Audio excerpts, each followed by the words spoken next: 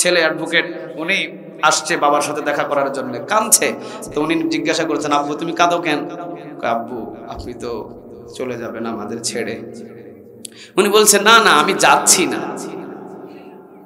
আমি একটা সফরে যাচ্ছি, তবে আমি সেই সফর থেকে তোমাদেরকে দেখব কিন্তু যে তোমরাও আমার পথে আছো কিনা। আমি সফরে যাচ্ছি, তোমরা টেনশন করো না, আমি আল্লাহর জিম্মায় আছি। সুবহানাল্লাহ বলবেন না? কার জিম্মায়? আরো জোরে বলেন কার? আল্লাহর জিম্মায় যে থাকে তার চিন্তা কিসের, তার ভয় কিসের?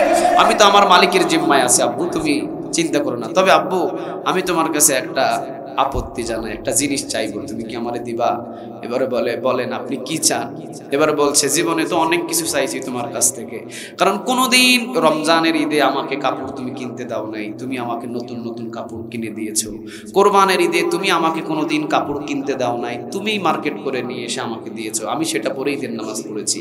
আচ্ছা আব্বু, এবার আমার জন্য এমন একটা পোশাক পরিধান, এমন একটা পোশাক মার্কেট থেকে তুমি কিনবে যে পোশাকটা পরলে আমাকে অনেক সুন্দর দেখায়, কারণ আমি তো ঈদের নামাজ পড়তে যাব না, আমি আল্লাহর সাথে সাক্ষাতে যাব। আমার জন্য একটা সুন্দর যে পোশাক পরিধান করলে, দেখো যে পোশাকটা আমাকে পরিধান করলে আমাকে দেখতে খুব সুন্দর দেখাবে, কারণ আল্লাহর সামনে তো দাঁড়াবো, আমি তো আর কারো সামনে দাঁড়াবো না। তা আমার মালিকের সামনে দাঁড়াতে হলে তো যেমন তেমন পোশাক পরে দাঁড়ানো যায় না, সবচেয়েতে সুন্দর পরিষ্কার পরিচ্ছন্ন ভালো একটা পোশাক আমাকে দিবা, এই পোশাকটা পরে আমি আল্লাহর সামনে দাঁড়াবো, আমার জন্য একটা পোশাক কিনে আইন। সুবহানাল্লাহ বলবেন না? উনি বলছেন যে আমার আব্বুর মুখের হাসি দেখে আমি বুঝতে পেরেছি মনে হয় ওনার ফাঁসি হচ্ছে না, উনি জান্নাতের দিকে রওনা দিয়েছে। কি জীবন ছিল এদের, হাসি মুখে জীবনটা কোরবান করে দিয়েছেন। বিন্দু পরিমাণ কখনো তারা কোনোদিন দুনিয়া নিয়ে চিন্তা করে নাই, তাদের সম্মান আর মর্যাদা বাড়িয়ে দিয়েছেন তিনি কে? আল্লাহ রাব্বুল আলামিন সূরা হামিম সিজদার 30 নম্বর আয়াতের ভিতরে বলছেন, ইন্নাল্লাযীনা ক্বালু রাব্বুনাল্লাহ। কার কথা বলেন তো দেখি, আরো জোরে বলেন। আল্লাহ নিজেই বলছেন, ইন্নাল্লাযীনা ক্বালু রাব্বুনাল্লাহ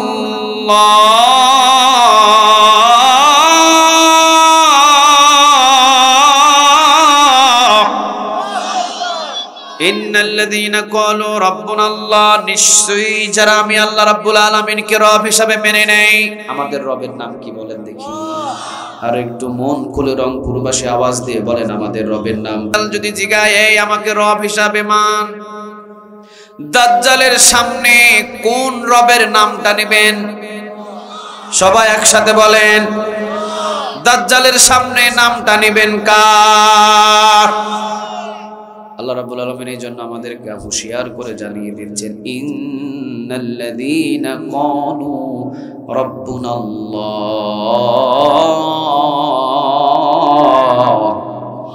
সূরা হামিম সিজদার 30 নম্বর আয়াত, ইন্নাল্লাযীনা ক্বালু রাব্বুনাল্লাহ, নিশ্চয়ই যারা আমি আল্লাহ রাব্বুল আলামিনকে রব হিসাবে মেনে নেয়। শুধু আমি আল্লাহ রাব্বুল আলামিনকে রব হিসাবে মেনে নিলেই হবে না, রব হিসাবে মানার পরে অটল হয়ে দাঁড়িয়ে থাকতে হবে। এই কথাটুকু রব হিসাবে মানা সহজ, অটল হয়ে দাঁড়ায় থাকা সহজ না কঠিন? আরো জোরে বলেন, সহজ না কঠিন? ইন্নাল্লাযীনা ক্বালু রাব্বুনাল্লাহ, নিশ্চয়ই যারা আমি আল্লাহ রাব্বুল আলামিনকে রব হিসাবে মেনে নেই। আমার বান্দাগুলো 6 জায়গায় আমাকে রব হিসাবে মেনে নিবে। নাম্বার 1, ব্যক্তিগত জীবনে রব হবেন। আওয়াজ দিয়ে বলেন তিনি কে? আমার ব্যক্তিগত জীবনে আমি যাকে রুকু করি, যাকে সেজদা করি, যার গোলামি করি, আমার রবের নাম কি? আর একটু জোরে বলেন, আমার রবের নাম কি? দ্বিতীয় নাম্বার, পারিবারিক জীবনে রব হবেন তিনি কে? আল্লাহ। আমার পরিবার কখনো হলিউড বলিউডের নায়ক নায়িকার মতো চলতে পারে না। আমার স্ত্রী চলবে ফাতিমার মতো, খাদিজার মতো, আয়েশার মতো, ঠিক না বেঠিক? আমার পরিবার, আমার ছেলে, আমার মেয়ে, আমার ছেলে চলবে হাসানের মতো, আমার মেয়ে চলবে ফাতিমার মতো, ঠিক না বেঠিক? স্বৈরাচারীদের মতো চলাফেরা করতে পারে? পারিবারিক জীবনে আল্লাহকে রব হিসাবে মেনে সুম্মাস্তাকাম, অটল হয়ে দাঁড়িয়ে থাকতে হবে। ব্যক্তিগত জীবনে আল্লাহকে রব হিসাবে মেনে নিয়ে সুম্মাস্তাকাম অটল হয়ে দাঁড়িয়ে থাকতে হবে। মুফাসসিরিনে কেরাম বলছেন সামাজিক জীবনে আল্লাহকে রব হিসাবে মেনে নিয়ে সুম্মাস্তাকাম অটল হয়ে দাঁড়িয়ে থাকতে হবে। সমাজ কি বললো আমার দেখার কোনো বিষয় নাই, আমার আল্লাহ যাতে রাগান্বিত না হয় আমাকে সেইভাবে সমাজে চলতে হবে, ঠিক না বে ঠিক? সমাজে কিভাবে চলবে না চলবে, সমাজ কোন দিকে চলবে, সমাজের মানুষ আমাকে কি বলবে, এটা পরের কথা, কিন্তু আমাকে সমাজের ভিতরে সমাজে এমন ভাবে রবের হুকুম মেনে চলতে হবে যেখানে সুম্মাস্তাকাম অটল হয়ে দাঁড়িয়ে থাকতে হবে। সমাজের মানুষের দিকে তাকানো, আমাকে কি বলছে না বলছে এটার কোনো দেখার সুযোগ। 4 নম্বর, অর্থনৈতিক জীবনে আল্লাহকে রব হিসাবে মানতে হবে এবং সুম্মাস্তাকাম অটল হয়ে দাঁড়িয়ে থাকতে হবে। আমার অর্থ যাতে হারাম জায়গা থেকে উপার্জন না হয়, আমার অর্থ যাতে ব্যবসায় ভেজাল থেকে আমার উপার্জন না হয়, আমি যেন চুরি করে অর্থ না কামাই, আমি যেন ডাকাতি করে অর্থ না কামাই, আমার অর্থের ভিতরে কোনো ভেজাল থাকবে না। ওসমান রাদিয়াল্লাহু তাআলা আনহুর ব্যবসার ভিতরে যেরকম হালাল, আমার ব্যবসাও হবে হালাল না হারাম? কথা বলেন, হালাল না হারাম? হালাল। তাহলে অর্থনৈতিক জীবনে আমাকে আল্লাহকে রব হিসাবে মেনে নিতে হবে এবং সুম্মাস্তাকাম অটল হয়ে দাঁড়িয়ে থাকতে হবে। কয়টা গেল? কথা বলেন কয়টা? 4টা গেছে। 5 নম্বরে আসেন, আন্তর্জাতিক জীবনে আল্লাহকে রব হিসাবে মানতে হবে। আমি যখন আমেরিকায় যাব, আমি কি আমেরিকার চাল চলন মতো চলতে পারবো না? কার হুকুম মানতে হবে? আরো জোরে বলতে হবে, কার? আমি যখন যাব কুয়েতে, আমি যখন যাব দুবাই, আমি যখন যাব সিঙ্গাপুর, আমি যখন যাব কানাডায়, যেখানেই যাই সেখানে আমার রব কে? আরো জোরে বলেন, কে? এই 5টা খুব সহজ, এই 5টা খুব সহজ। ব্যক্তিগত জীবনে রবকে, 2 নম্বর পারিবারিক জীবনে রবকে, 3 নম্বর সামাজিক জীবনে রবকে, 4 নম্বর অর্থনৈতিক জীবনে কাকে রব মানছেন, 5 নম্বর আন্তর্জাতিক জীবনে কাকে রব মানছেন। এই 5 জায়গায় আপনি আল্লাহকে রব মানছেন, কোনো অসুবিধা নাই। আপনার মারবে না, কাটবে না, আপনাকে খুন করবে না, আপনার জন্য জেল হবে না, জুলুম হবে না, আপনি সুম্মাস্তাকাম অটল হয়ে দাঁড়িয়ে থাকতে পারবেন। কিন্তু 6 নম্বরে রাষ্ট্রীয় জীবনে যখন আপনি আল্লাহকে রব হিসাবে মেনে নেবেন, এবং রাষ্ট্রীয় জীবনে আল্লাহকে রব হিসাবে মেনে নেওয়া মানেই রাষ্ট্রীয় জীবনে হুকুম পালন করতে হবে কার? রাষ্ট্রীয় জীবনে যখন আপনি বলবেন আমি রাষ্ট্রীয় জীবনে আল্লাহকে রব হিসাবে মানি এবং রাষ্ট্রীয় জীবনে আল্লাহর কোরআনের আইন দিয়ে রাষ্ট্র চলতে চায়, যখনই আপনি এটা বলবেন তখন আপনি হয়ে যেতে পারেন জঙ্গি, তখন আপনি হয়ে যেতে পারেন রাজাকার, তখন আপনি হয়ে যেতে পারেন যুদ্ধ অপরাধী, তখন একের পর এক আপনার উপরে আক্রমণ হতে পারে। তখন আল্লাহ বলছেন সুম্মাস্তাকাম, অটল হয়ে দাঁড়িয়ে থাকতে হবে। 3 মাসের জেল দিবে, রিমান্ডে পিটাবে, তোমাকে হালাতে পারবে না। এবারে 6 মাস দিবে, রিমান্ডে পিটাবে, এরপরও তুমি সোজা সুম্মাস্তাকাম অটল হয়ে দাঁড়িয়ে আছো। 1 বছর পিটাবে, দাঁড়িয়ে আসো। 3 বছর পিটাবে, দাঁড়িয়ে আসো। 9 বছর পিটাবে, দাঁড়িয়ে আসো।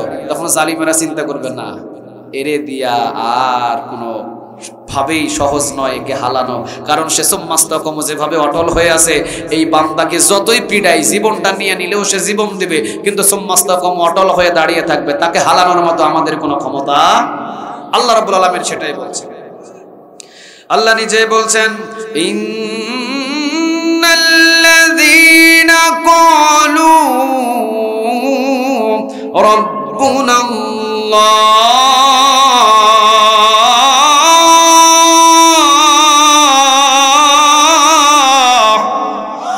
ইন্নাল্লাযীনা ক্বালু রাব্বুনা আল্লাহ, নিশ্চয়ই যারা আমি আল্লাহ রাব্বুল আলামিনকে রব হিসাবে মেনে নেয়।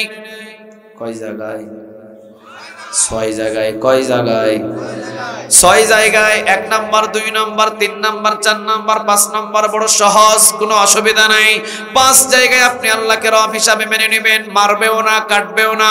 কিন্তু যখন বলবেন ইনিল হুকমু ইল্লা লিল্লাহ, যেই রব জমিন সৃষ্টি করেছে, এই রাষ্ট্রের ভিতরে রবের আইন ছাড়া পৃথিবীর কোনো মানুষের বানানো আইন চলতে পারে না, তখনই আপনি কিন্তু জঙ্গি হতে পারেন, তখনই কিন্তু আপনাকে গ্রেফতার হওয়া লাগতে পারে।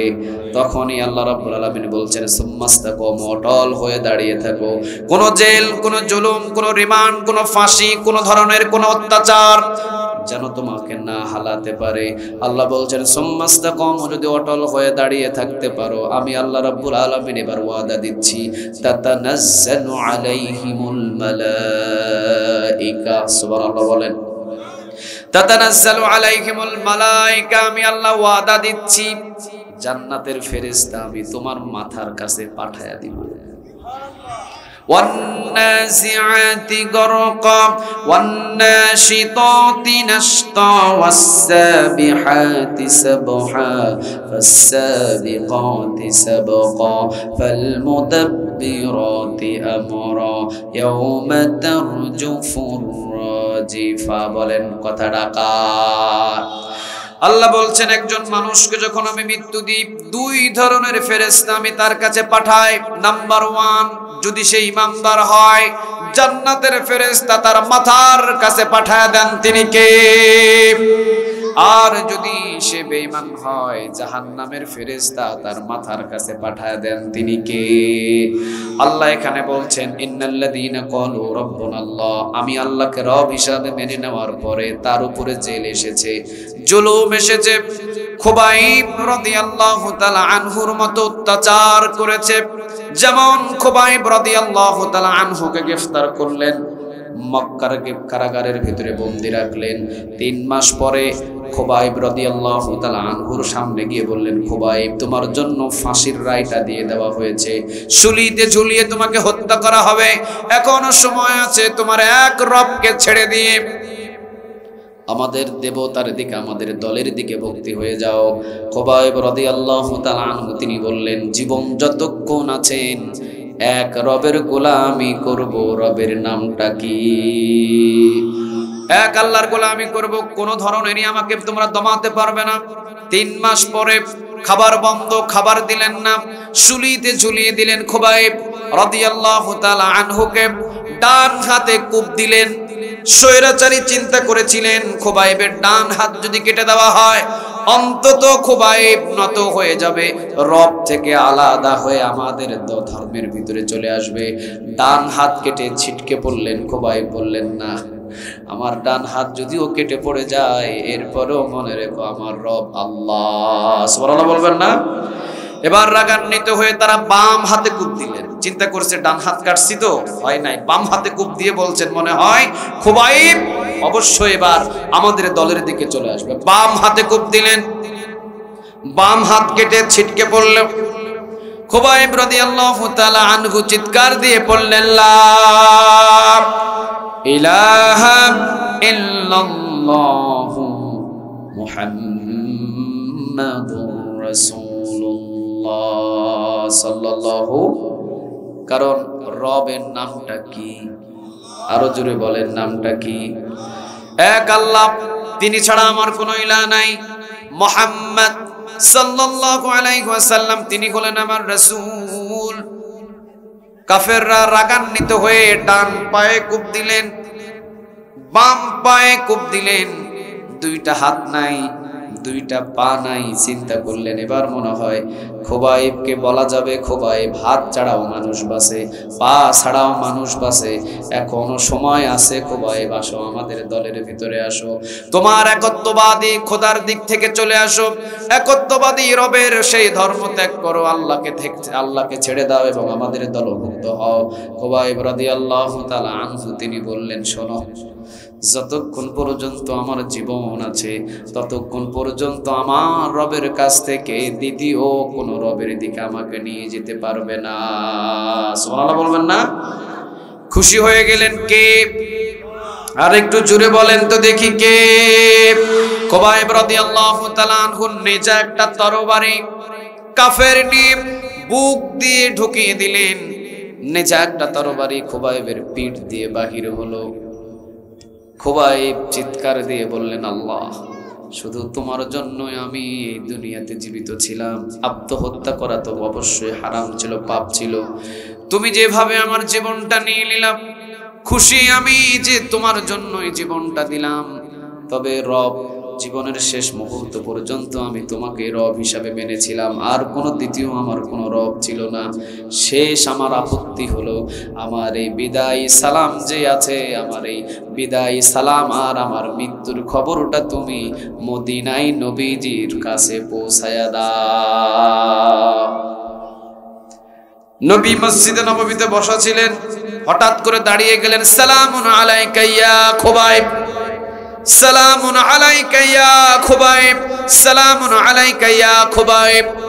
সাহাবীরা বললেন, নবী 3 মাস পর্যন্ত খুবাইবরা আমরা খুঁজে খুঁজে পাই না, কি হয়েছে খুবাইবের? নবী এবার কেঁদে কেঁদে বলছেন, আমার খুবাইব আমার আল্লাহকে এক আল্লাহ মানার কারণে কাফেররা তাকে দুনিয়া থেকে শেষ করে দিয়েছে। তবে খুবাইবের শাহাদাতে আল্লাহ এত খুশি হয়েছে যে খুবাইবের বিদায়ী সালাম আমি নবীর কাছে আল্লাহ পৌঁছিয়ে দিয়েছে। তাহলে বলেন দেখি, আমাদের জীবন চলে যাবে, তারপরেও একজনাকে রব হিসাবে মানতে হবে, তিনি কে? খুবাইব ছিলেন সুম্মাস্তাকামু, ডান হাত কেটেছেন সুম্মাস্তাকামু, বাম হাত কেটেছেন সুম্মাস্তাকামু, ডান পা কেটেছেন সুম্মাস্তাকামু, বাম পা কেটেছেন সুম্মাস্তাকামু। নেজা একটা তরবারি বুক দিয়ে ঢুকিয়ে দিয়েছেন, পিছন দিয়ে বাহির করেছেন। সুম্মাস্তাকামু, সুম্মাস্তাকামু মানে অটল ছিলেন। সুবহানাল্লাহ বলবেন না? কি ছিলেন বলেন? অটল হয়ে দাঁড়িয়েছিলেন, জীবন দিয়ে দিলেন, শাহাদাতে খুশি হয়ে গেলেন। তিনি কে?